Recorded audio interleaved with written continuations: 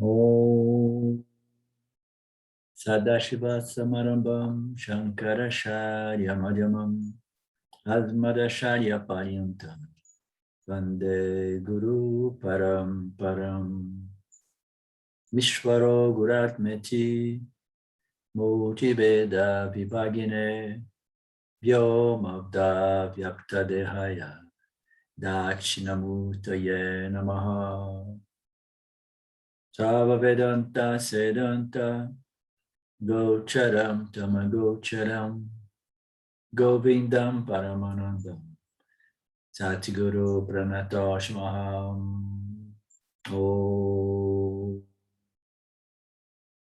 Om Shanti, Shanti, Shanti Om, Namaste. Welcome everyone for our Q&A / the big picture of Swami Paramarthananda. So shall we begin with questions and answers and questions?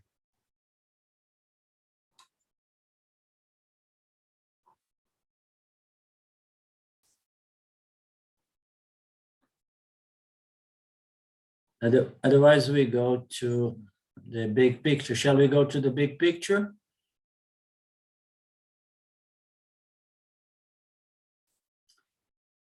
Okay. We begin today from the causal body. Are we all in the same page? What page is it, Arlindo? 44. Thank you. 44 in the ebook. I don't know. The paper book may be slightly different, but should be more or less there. Causal body. We correct? Okay. We have seen the physical, the gross body, and then the subtle body.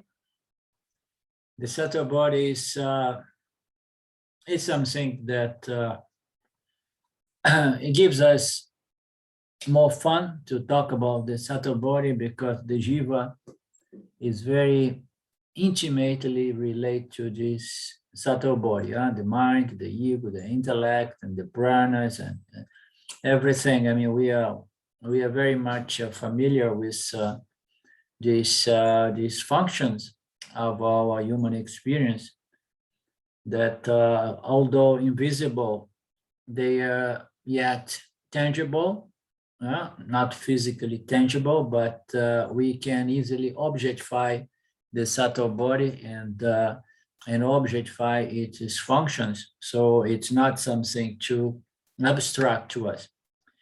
But now we're going to move into the causal body, which is something different.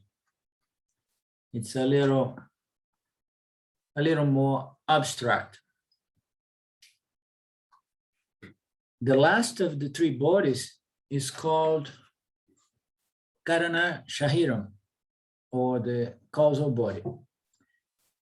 In the Tattva Bodha, Shankaracharya display or unfolds very carefully these bodies, and which, as we know, the Tattva Bodha is introductory. It somehow picks on all aspects of the teachings and not necessarily making very profound considerations or expositions, but it goes through everything. In the Tattva Bodha, the causal body is referred as the ignorance body or avidya body. Okay, it's the body by which we have no reflected consciousness, in the sense that we are not conscious of our environment, neither the inner environment of thoughts, feelings, and emotions, but we don't witness the physical material world. So in the causal body, there is nothing going on, and there is nothing to be known, because our subtle body, or the functions of the subtle body, they are suspended or suppressed. Why? Because the jiva is the reflection of consciousness, and the reflection occurs during the state of the awaker and the sleeper. In the sleeping state, the individual, the mind, the subtle body of the individual shines with its own impressions, its own contents, to produce our inner world, project as the dream world. So in the case of the awaker, so the subtle body is there very much reflected, and we can appreciate the world, and we can experience, know, and infer a lot of things we see in the interaction with our environment. So in both states, we have the subtle body shining, producing a certain projection in which the duality subject, object, or experiencer and object of experience arise. So in both states, we have that. But when we go into the causal body, so the causal body is nothing but it is the subtle body in which the tamas, the rajas and sattva are suppressed, and then the individual is there. The pranas and the physiological systems are still there, which is an indication that the subtle body did not really abandon us, because we are there, we are sleeping, and the subtle body is there. It's running the show, meaning to say it's taking care of all those physiological functions. But the intellect, the mind, with feelings, emotions, and doubts and determinations, it's somehow suppressed. Why? Because this reflection of consciousness is almost non-existent, because the subtle body has converted rajas and sattva into tamas in a way that in some of our texts it says it becomes an indifferentiated ocean of tamas, which gives us a sense of non-duality, because there is only tamas, and then there is no reflection, there is no duality, plurality, diversity. We see the context of the dynamics of the experiencer and objects of experience that comes.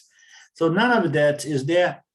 And for that reason, it is addressed as avidya, or ignorance, okay? In the causal body, there is no sattva enough to produce duality. The experiencer nowhere is suppressed. But as we know, in the state of deep sleep in which the causal body is referred to, okay, we do go into deep sleep by the means of a certain body called the causal body. We have 3 states. Each one of our states, we use a vehicle. Each one is different. For the awaker, we utilize the physical body. For the dreamer, all we need is the subtle body. And for the prana, the deep sleeper, we need the causal body. So the causal body, it does not produce the thought, I am, I exist. And this thought is not really conscious. It's not something very, apparent or noticeable. But as we know, we can infer that we have had a great time during deep sleep. But nonetheless, it's said to be avidya or ignorance, a state of ignorance, but it's a state of ignorance that we enjoy. And here and there, it's referred as Anandamaya Kosha, which is a state of great joy and satisfaction. You understand? So we need to understand these 2 angles from where we look into this causal body and the experience of Nirvikalpa Samadhi and deep sleep, either both as total ignorance and as well as bliss, because there is no duality, there is nothing really going on. that could gives us a sense of insecurity or inadequacy or smallness. None of those psychological aspects of the human experience, they don't find space in the deep sleep. So this avidya is technically, ordinarily translated as ignorance, but avidya also refers to causal matter. Causal matter is the subtlest form of matter out of which the causal body is composed. We have three bodies. We need the physical body to operate in the world, and that is made out of gross matter or dense matter, or grossified energy, okay, fully grossified energy. So, and then we have the subtle body. The subtle body is made out of the subtle aspect of the five elements. Okay, so we have the five elements, in their subtle formation. Okay, and there we have the constitution of the subtle body. And how about the causal body? So the causal body is said to be the subtlest form of energy. You understand? And this is very interesting because the subtle body is already subtle enough. It's subtle enough to produce a mirror-like reflecting medium to produce consciousness as a reflex, a reflection of the consciousness. But when we go into the causal body, there is a predominance of tamas, and this tamas, it's mostly represented by the quality response to produce physical, material matter. So matter, the grossification of the universe depends on tamas. But when we go and look into the causal body as the subtlest form of matter, it's subtler than the subtle body, but yet it does not produce the phenomenon called the jiva, atma, the conscious jiva. It remains something that once time, years ago, I had this conversation with James in India, and I think I mentioned to you guys a few times. I had a conversation about this apparent contradiction. The causal body is very subtle, and everything is contained. It's like seed, but it does not mean that it is a good reflector. It's very subtle.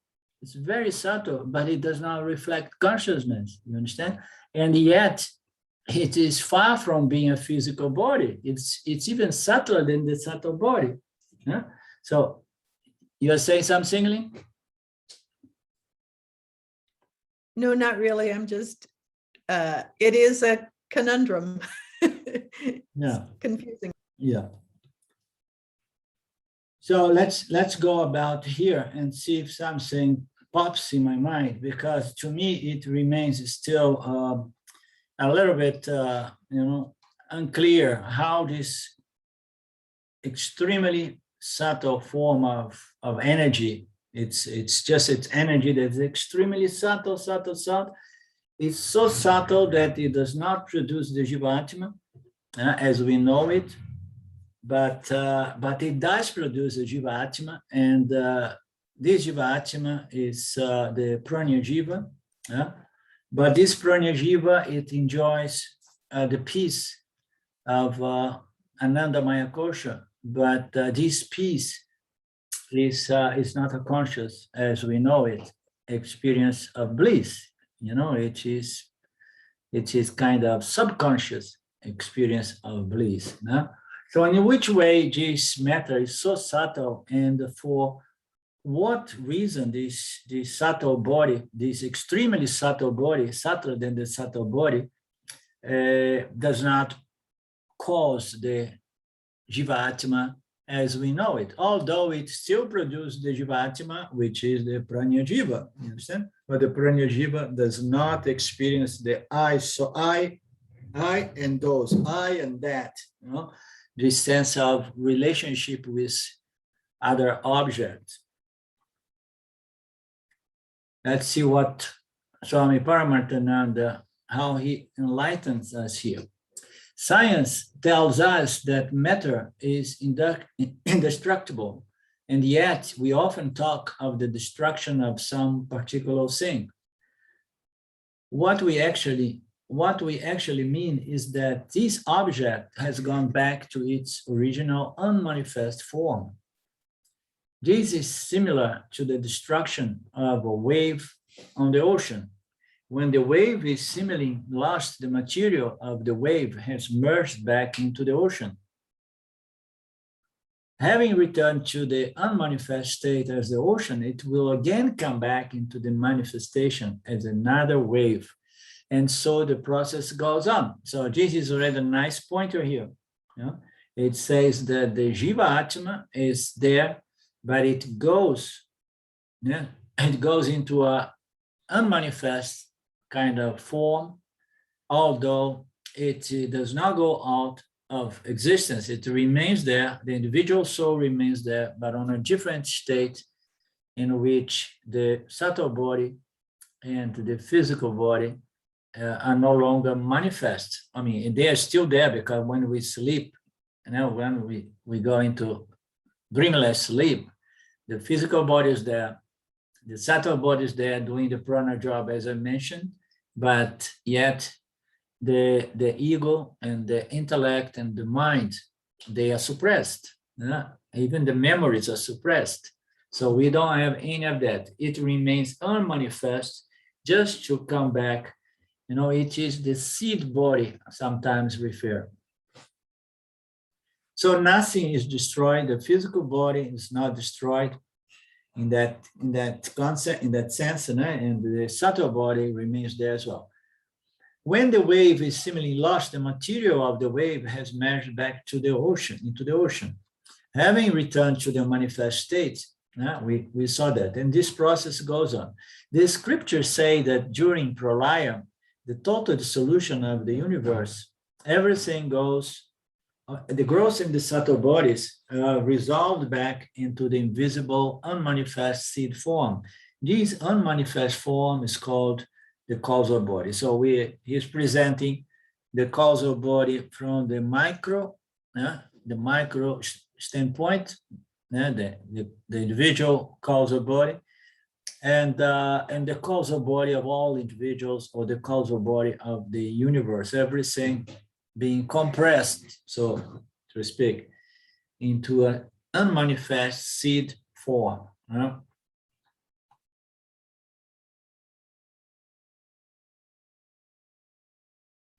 This unmanifest form is called the causal body of the universe. And then he goes into analogies. Once a gold ring has been melted down, it no longer exists in the form of a ring, but exists as pure gold. Similarly, because matter can be neither created nor destroyed, prior to the creation and after the destruction of the world, the physical and the subtle bodies exist in the causal body.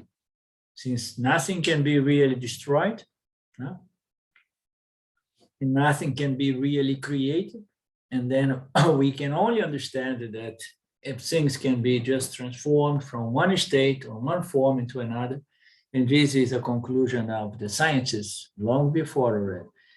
So, and then it does exist in the causal body. The causal body functions as a source of all forms and also the ground of their resolution. They all resolve into this causal body, the macrocosm causal body, the same way the jiva and all its experiences and impressions of the day resolves into this ground of being in the state called the causal body.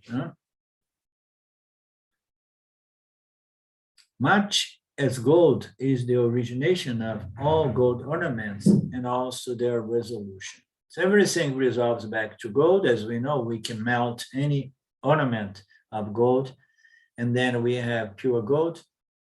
And then from pure gold, we bring new names and forms.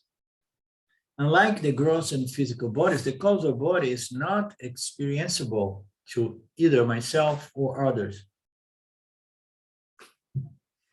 Unlike the gross and physical bodies, the causal body is not experienced to myself or others.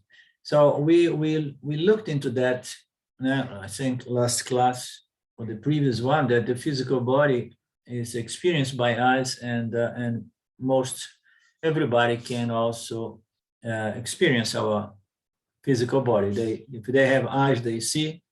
If they can smell, they smell that there is another jiva coming close. If they have ears, they may infer that there is another human being coming around. So the subtle body, it's not that easily inferred or perceived, but we can perceive. But how about the causal body? Causal body is not perceived by ourselves and much less from others. This is because the transacting organs are dormant. So we have the intellect, the mind, the memories, and the ego. They are all dormant, plus the organs of action and the reception. So everything being dormant, so there is no way we can experience other objects, and neither we can experience ourselves. So this is the condition of the causal body. We cannot experience anything during that state, and we cannot experience ourselves in that state, although we will see that we can infer this causal body.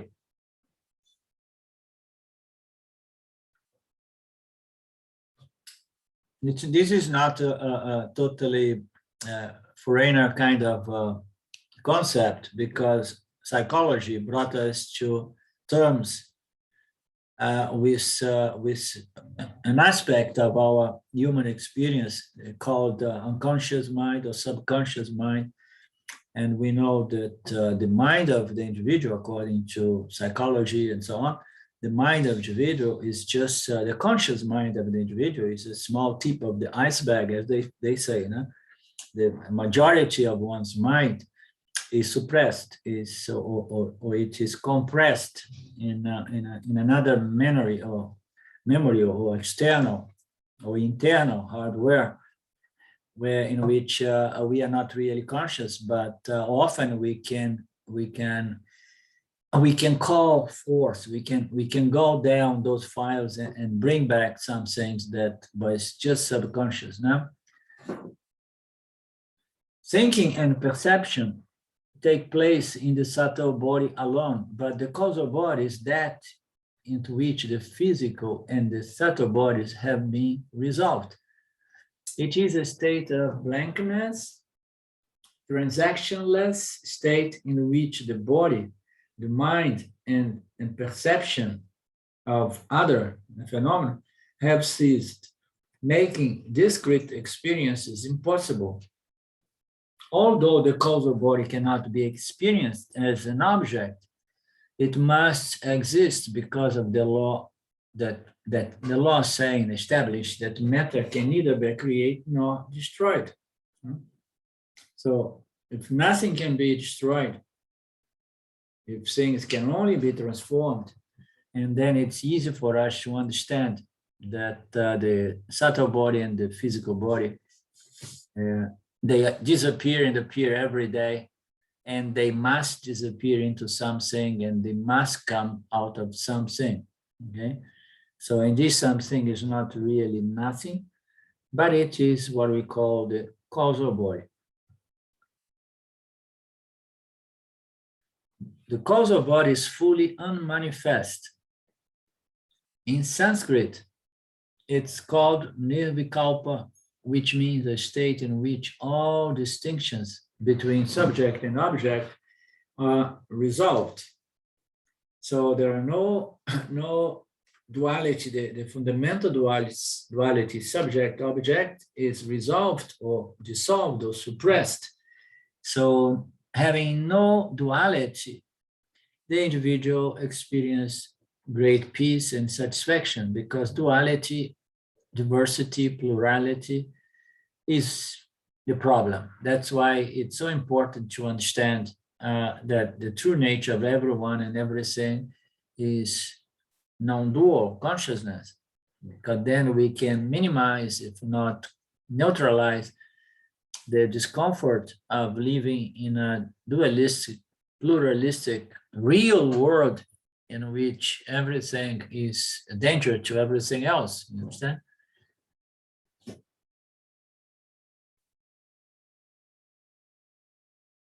When all the different rivers have merged into the ocean, we cannot say which is which.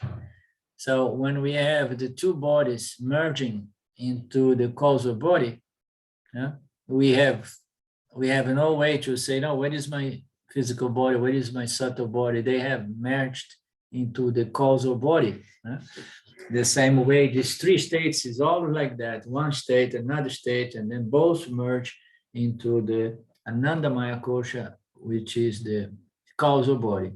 And then we have this analogy, which is a very beautiful and romantic analogy, which refers to the individual jiva, that every night we merge back into our seed potential form, which is the individual causal body, which is not apart from the macro causal body. So the macrocosmic causal body is the seed of each one individual soul.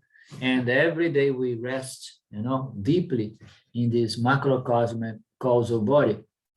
And like every river, finally enough, it's somehow merged into the ocean.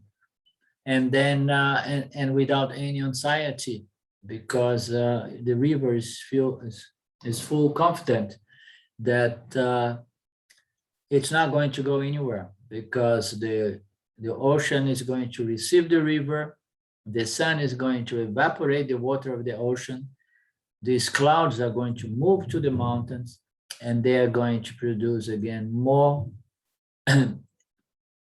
H2O, and these H2O are going to come down from the mountains, and again the river shows up and says, oh, here I am again, I'm back, I'm back.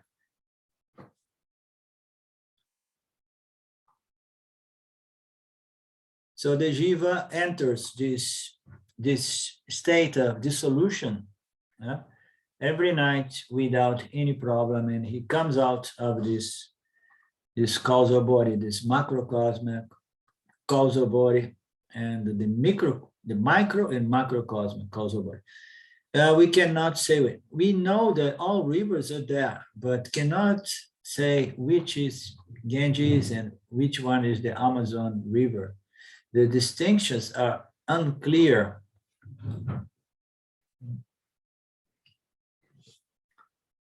So it's interesting. So who am I? I go so I go to my bedroom to sleep, and then I become the dreamer, and then I use my subtle body to dream and to transact in the dream world, and then I move into the deep sleeper, and I stay there for some time, and then I lost my awaker with the physical body and the dreamer with the subtle body. So they merged back into its seed potential form, and we can't say where they are, but when we least expect, they come back, either as a dreamer or the awaker. The jiva surfaces again as the individual experiencing entity it was designed to. In the same way, the gross and the subtle body are distinguishable, but only to the state, nirvikalpa, nature of the causal body, distinctions become impossible. So that's a nice analogy, don't you find it? Very elegant. The rivers are there, and the rivers are going to be fed by the totality of all rivers. The rivers are going to feed into the ocean, and then the rivers together, they are going to produce the clouds. And then the rivers are going to be reformed. And then to see the distinctions while it's merged to its potential form, it's impossible. But very soon it surfaces again, and then we have individual souls or individual rivers. No? So do we want to explore a little bit about does anybody have anything to say about this, the fact that this causal body is the subtlest form of energy or matter or quality, okay? We know it is subtler than the subtle universal body, a body of the universe, but we have the causal body. It's extremely subtle, and yet it has a lot more tamas and not enough rajas and sattva to produce the reflection called jivatma. I find it very intriguing. I think I'm going to call Swami Paramarthananda to ask about that, to see what he can tell, because it's the most subtle energy or quality, but yet it does not have enough sattva to produce the conscious jivatma. I find it very intriguing. So does any one of you have something enlightening in your mind to share?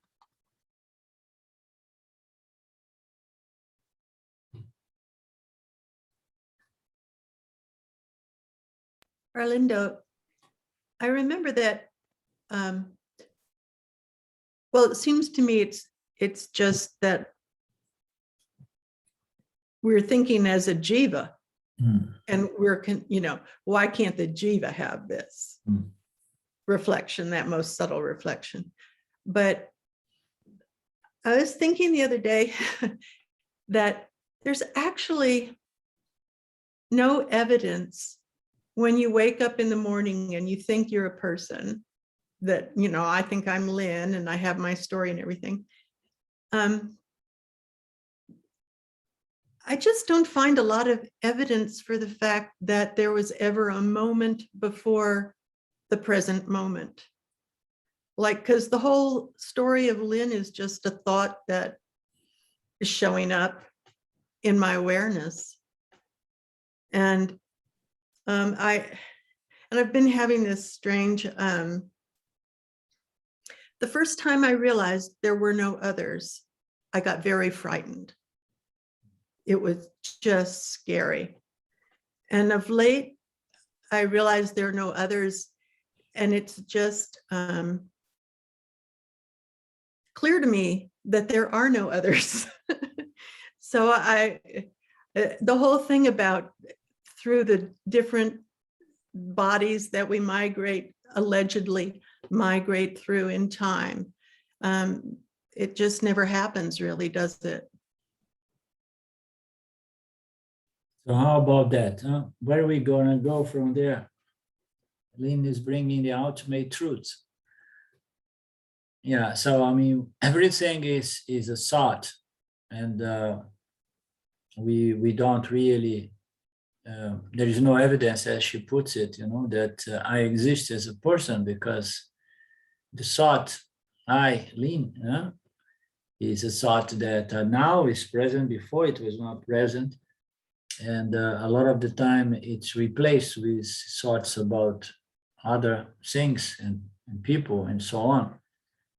So this causal body takes us a little bit into that situation, that conversation that I want to bring up, is that this causal body is there is a sense of the I thought there, because it is the I thought that of the waker, especially, when we say I am, and then immediately this I am is going to associate with all past memories of one's experience, life history, So this I am is going to immediately pick up everything that it remembers about oneself, and then hold on to a sense of, yeah, I am this, I am the sum total of everything that I have experienced, and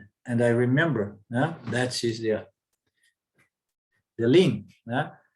And if we don't call forth all those memories about our history, so where is Lynn? Where is Karen? Where is Alindo?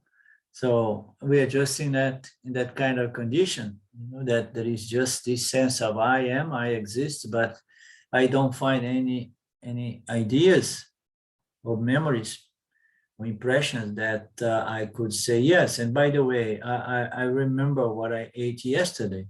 I remember what I did last week. I remember this, I remember that. So it all goes down to the fact that what we believe to be ourselves is just a collection of impressions, of memories, And in truth, there is only a moment-to-moment presence, of consciousness as a Jiva-Atma perceiving its environment.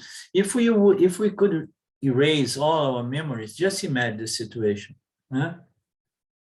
We hear about a reset. Just imagine that a reset could come to an extent of erasing all our past memories and experience. So we would begin again, and without no reference to my past culture or past impressions or memory or history, you understand? And this is something that it is possible nowadays. It's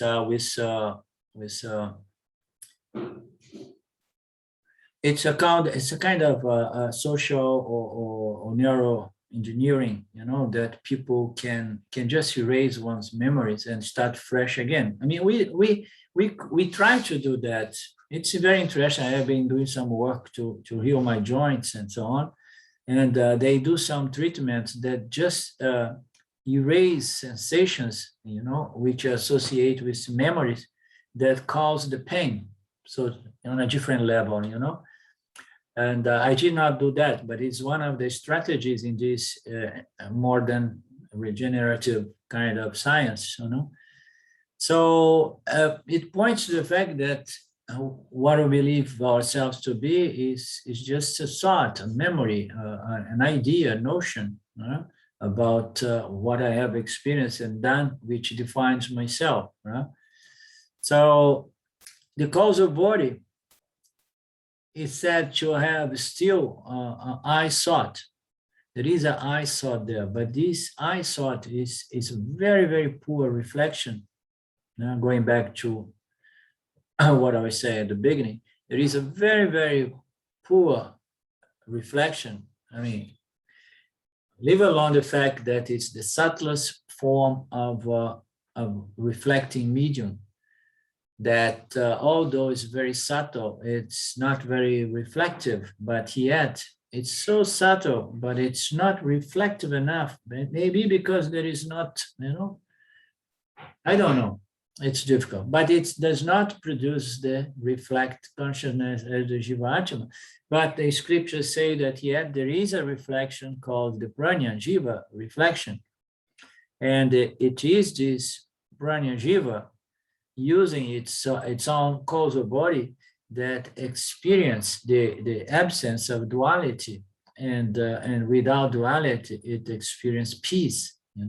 So we can easily understand that duality it causes discomfort, and duality cannot be avoided. Plurality cannot be avoided, but we can understand or try to understand the true nature of everything, of everyone, is non-dual consciousness.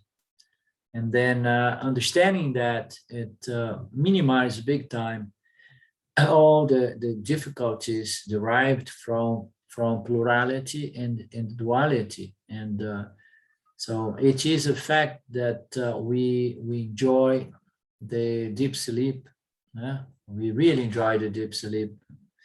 I'm getting older and I'm getting the habit here living in nature that I go to bed between 8 and 9 and I get up at 3:30 to 4:30 or 4. And I say, oh my God, so I was deep sleeping, it was so good. So now I'm waking up here, it's only 4 in the morning and I have to begin my day, my day and make a tea and stay quiet. And you know, we love that experience and we don't love something unless we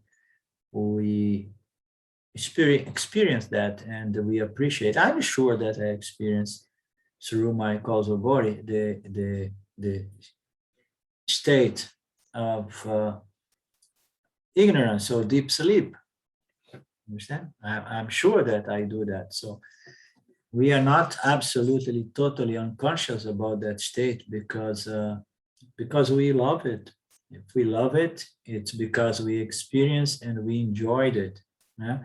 But yet it's something so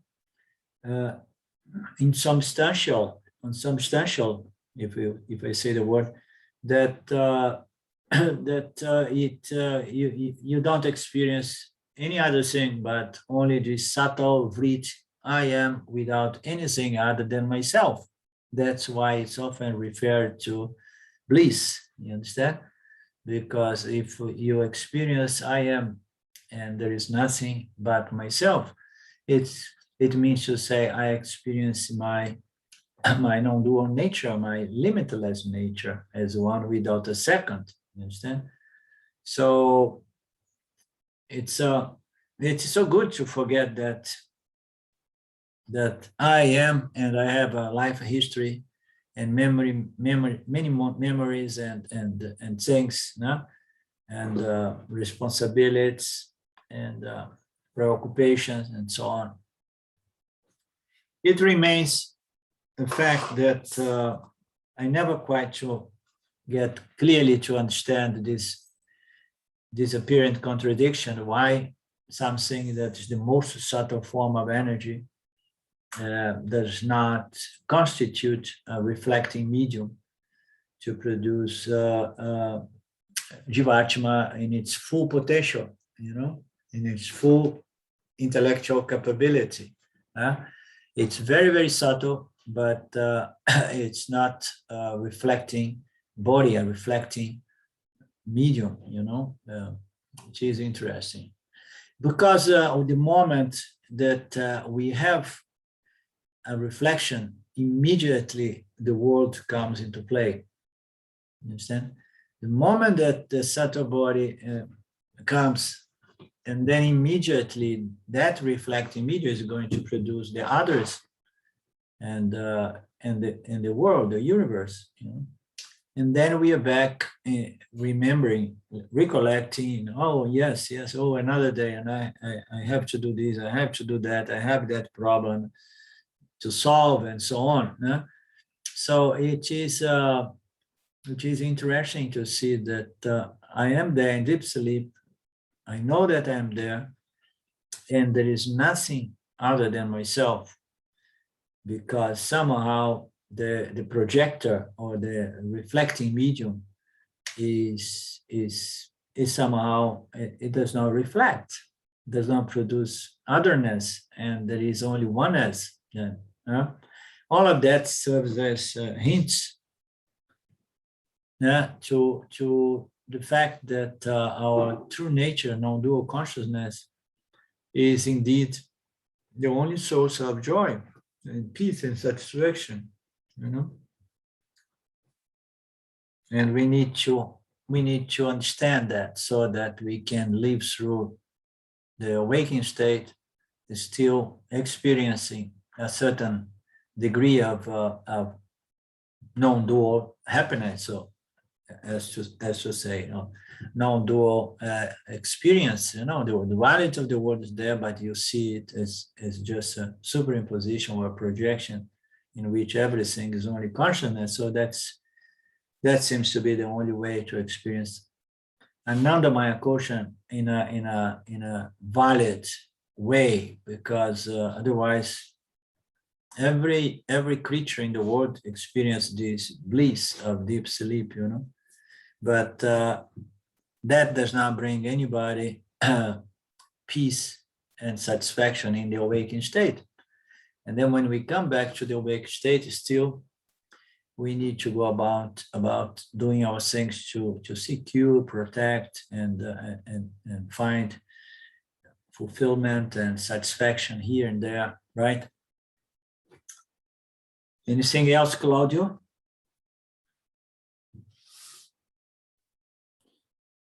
I was thinking that we say also that Ishvara is the macrocosmic causal body. Yeah. No? So if we say that our causal body has not enough sattva for be a reflecting medium or to create a reflector, how this if I understand, I don't know if you understand, but I understand also that Ishvara is the sum of all the causal body of the jivas, or not? Yeah, Ishvara, the macrocosm causal body, is a sum total of all jivas there in the causal formation, and plus all inert objects, non-jivas in the causal formation. Everything is in there, including the inert beings and sentient beings. Every there is there into the macrocosm mind of Ishvara, which is as a seed or a thought or knowledge. You see, Ishvara this is a good angle, a good point you presented, because Ishvara, we say it is the knowledge, and it has a potential to create, but it does not create unless it gets involved with rajas and tamas. But everything exists there into that mind, knowledge, that supreme intelligence. It's there as the causal body, the seed of the universe, the potential seed of the universe that brings it. And we have to remember that the same thing is in the micro and the macro.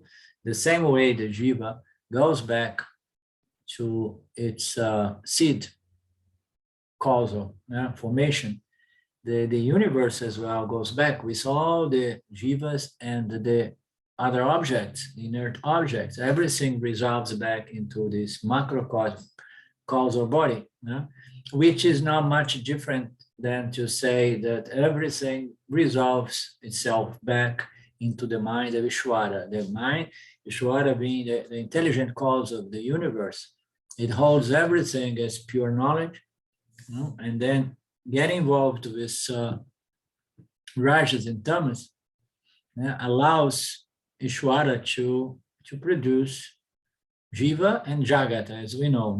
Ishvara, playing with the other two qualities or energies, is going to grossify, densify this extremely subtle matter called the causal body. It's going to densify or grossify to produce the subtle body of the universe, and the physical body of the universe. So all of that is through a process of grossification of these energies.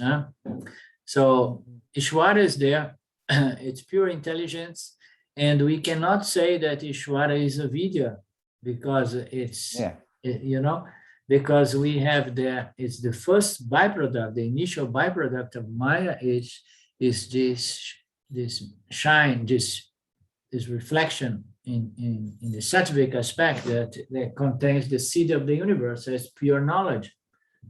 So we have that there, and this is not ignorance. So ignorance is more referred when Ishvara gets to mix the three energies to create jiva, atma, and jagata. In jagata, we have inert objects, the inert objects are totally unaware of their existence, even, as it seems, because there is no sense I exist there. Yeah? But the jivas, the human jivas and all other jivas, they have a sense of existence that they work hard to protect. Every animal wants to protect their existence. Yeah? So we have Jivatma and Jagata being produced out of this fundamental pure sattva, which is Ishvara. No? So Ishvara is not avidya. Avidya is the manifest universe, because either the Jivatmas and the inert objects, they don't have pure knowledge. The jivas, most jivas, they don't have almost no knowledge. I'm having great fun with my chicken coop here, and I try to understand these poor creatures, and sometimes I get disappointed with them, because I put some small little babies with another one there, because I need to put them together, because there was a little difference of timing between one mother and one how you say the small little baby chickens? Chicks. Yeah.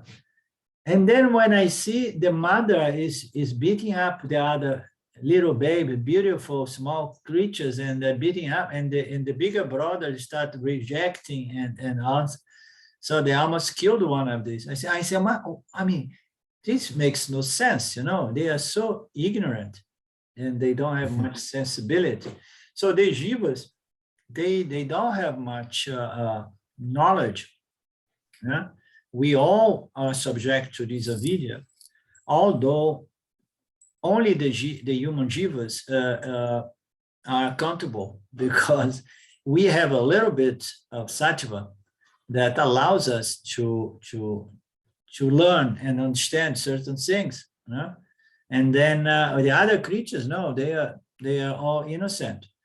They can never be judged, because they are just following the program, which is deposited in their causal body as a species. They are just doing what are they doing out of total avidya. So where is this avidya comes from? It refers to the causal matter, and a causal matter is the subtlest form of matter. So again, avidya comes from grossification of sattva. Once it divides and combines, and then it starts becoming denser and denser, and then we have avidya. That's why our text often says that Ishvara is not subject to avidya.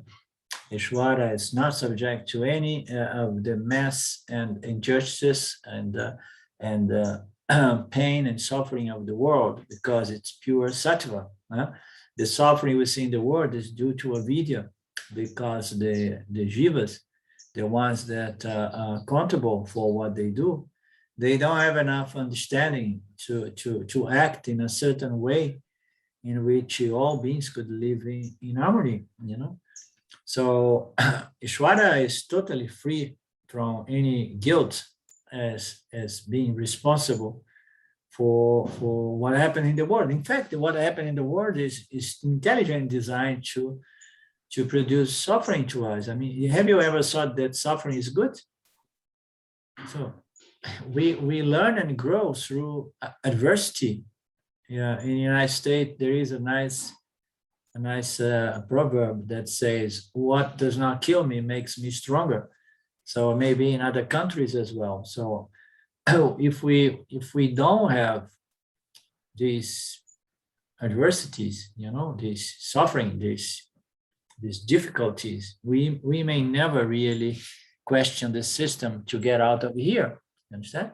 So we're going to question to the extent that say, there is something wrong here. It does not work. I can never really get full satisfaction. And I need to find a way to resolve this problem in another manner. So the avidya refers to this causal matter, which is extremely subtle which brings about the universe. And this causal matter, it's the seed of the universe that is going to produce Jiva and Jagata, which is an experience of a lot of ignorance, and we experience some knowledge because of our merit to come to the scriptures, and then begin working on our ignorance to develop this spiritual knowledge that can help us to live in harmony with all other creatures, and not only prepare us to understand our true nature as fullness and completion, as pure limitless awareness.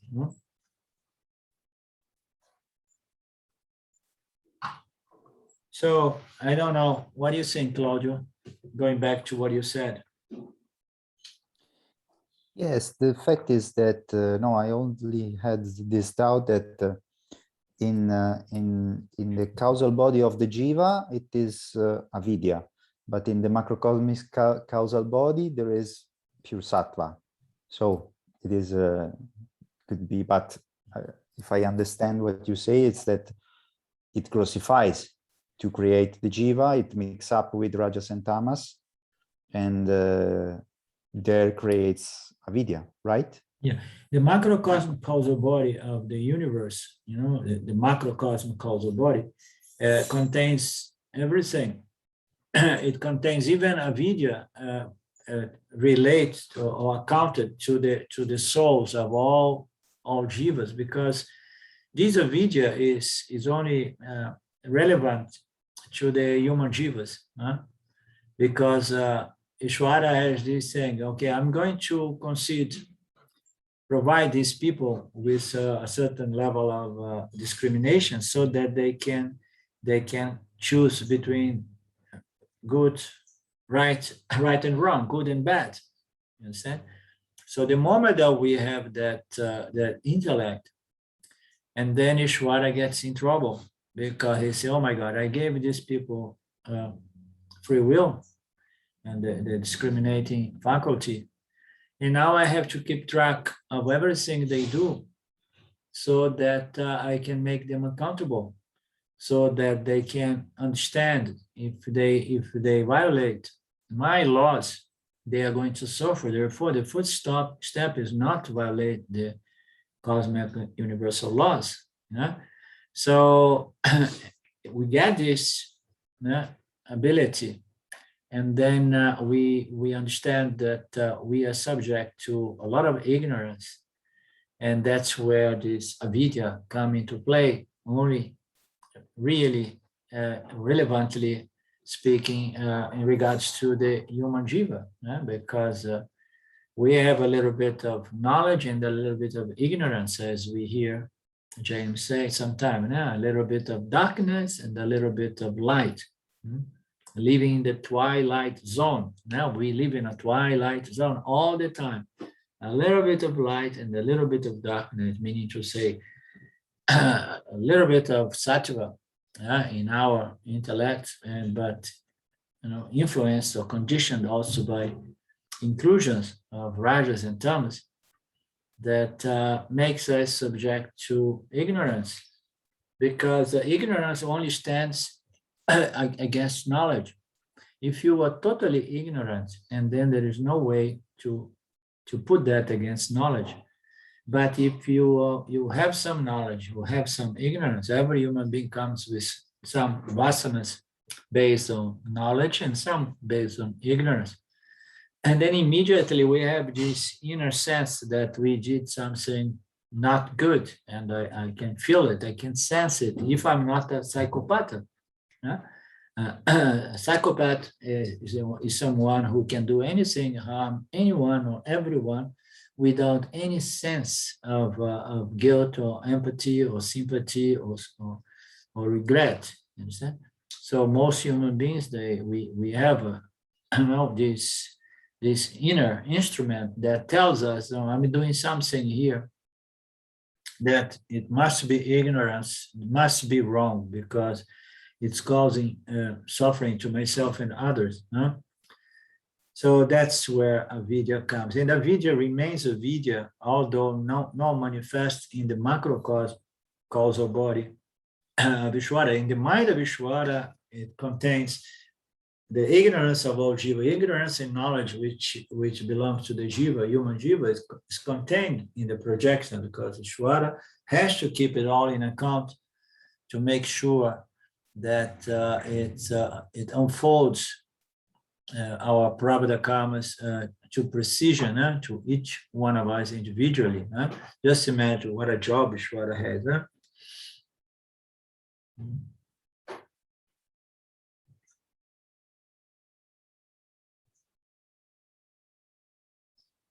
Anything else, Karen?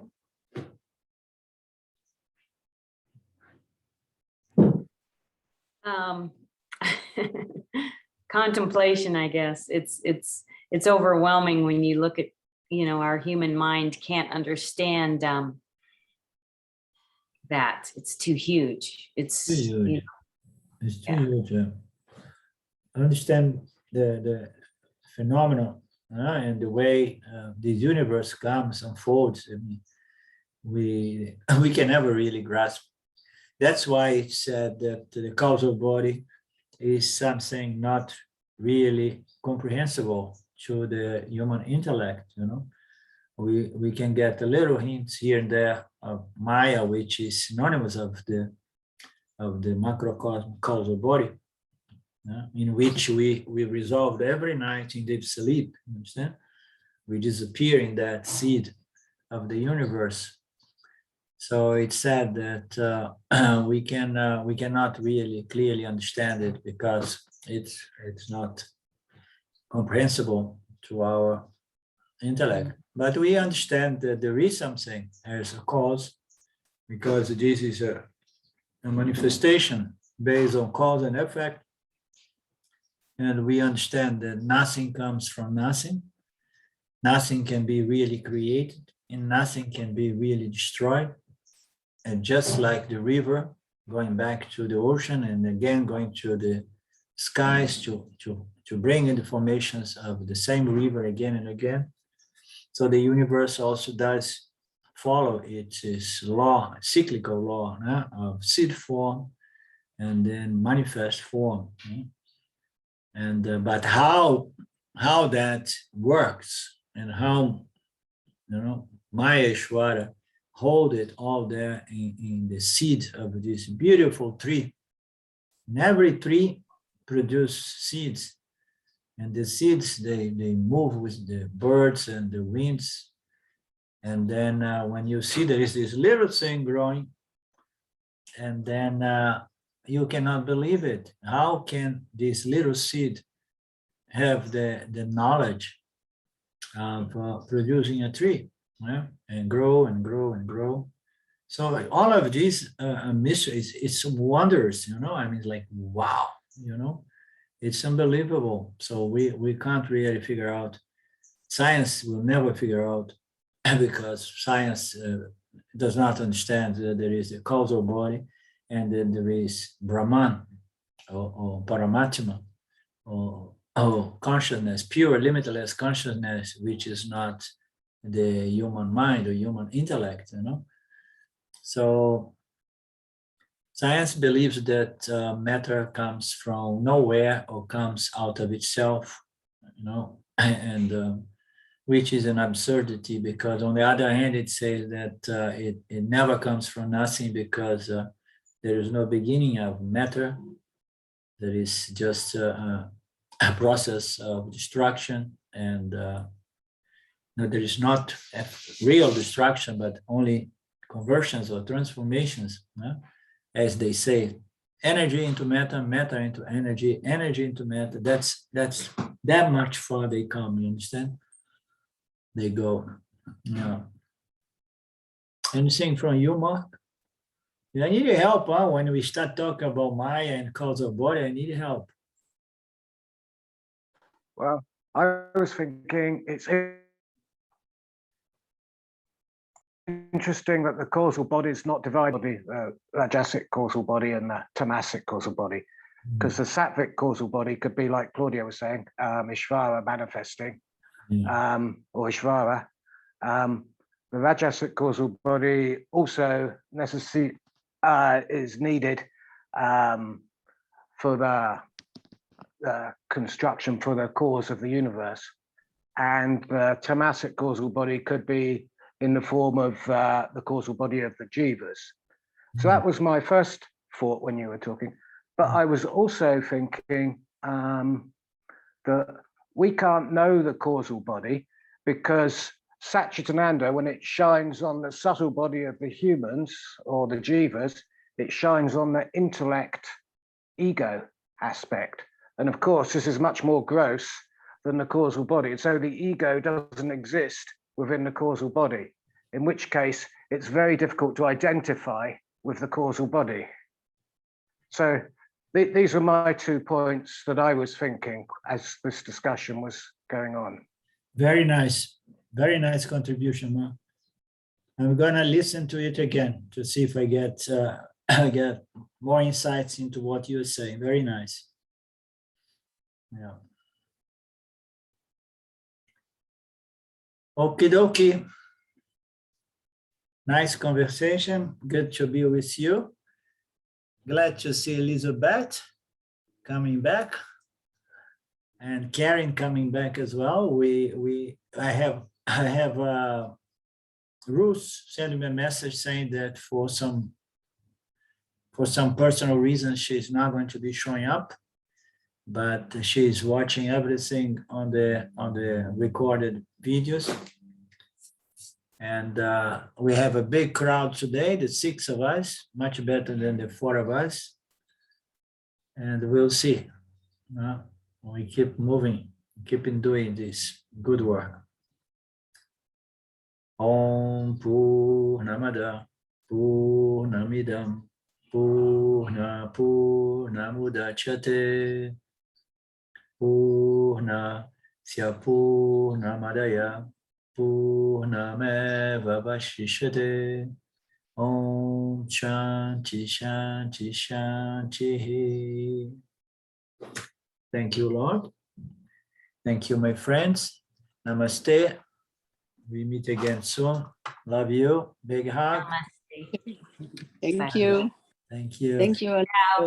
Ciao. Okay, Thank Ciao. Bye. Ciao. Ciao, Elizabeth. Thank you. Bye-bye. Thank you.